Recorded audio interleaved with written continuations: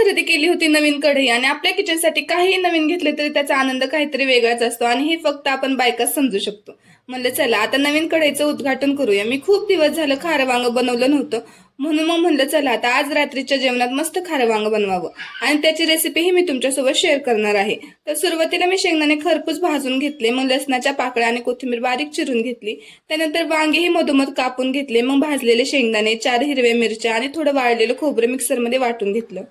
नंतर एका ताटात हा कूट काढून मग त्यात हळद, मीठ, कोथिंबीर, थोडं तेल आणि पाणी टाकून हे सगळं मिश्रण छान एकजीव करून घेतलं आणि चिरलेल्या वांग्यांमध्ये भरलं. मग कढईमध्ये तेल टाकून त्यात जिरी, मोहरी, कढीपत्ता आणि बारीक चिरलेलं लसूण टाकला.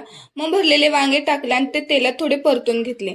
त्यानंतर त्यात राहिलेला कूट टाकला आणि तोही छान परतून घेतला. मग त्यात पाणी टाकून भाजी छान 10 ते 15 मिनिट शिजू दिली आणि काय सांगू, भाजी खरंच खूपच भारी झाली होती. व्हिडिओ आवडला असेल तर चॅनलला नक्की सबस्क्राईब करा. भेटूया आता नेक्स्ट व्लॉगमध्ये.